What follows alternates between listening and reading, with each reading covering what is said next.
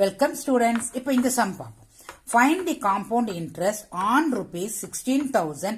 at 20% per annum for 9 months. Interest being compounded quarterly. Okay இப்போ என்ன கேட்டிருக்காங்க நம்மளுக்கு காம்பவுண்ட் இன்ட்ரெஸ்ட் கேட்டிருக்காங்க ஸோ கொஸ்டின் போட்டுக்கோங்க பிரின்சிபல் கொடுத்துருக்காங்க 16,000 போட்டுக்கோங்க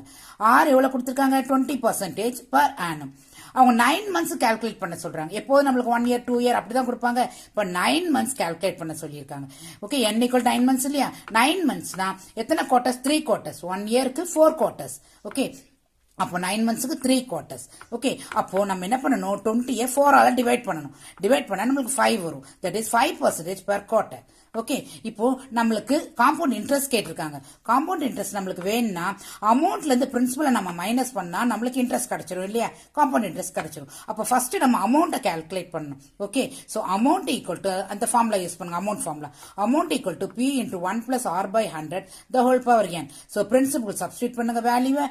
ஆருக்கு 5 சப்ஸ்டியூட் பண்ணுங்க n-க்கு 3 quarters இல்லையா 3 சப்ஸ்டியூட் பண்ணுங்க இப்போ கால்குலேட் பண்ணுங்க உங்களுக்கு 18,522 வரும் இப்போ நம்ம காம்பவுண்ட் இன்ட்ரெஸ்ட் கால்குலேட் பண்ணுவோம் அமௌண்ட் கிடைச்சிருச்சு so compound interest equal to amount minus principal so amount எழுதுங்க பிரின்சிபல் 16,000 எழுதுங்க கால்குலேட் பண்ணுங்க இப்போ உங்களுக்கு காம்பவுண்ட் இன்ட்ரெஸ்ட் 2,522 வரும் okay students educate to elevate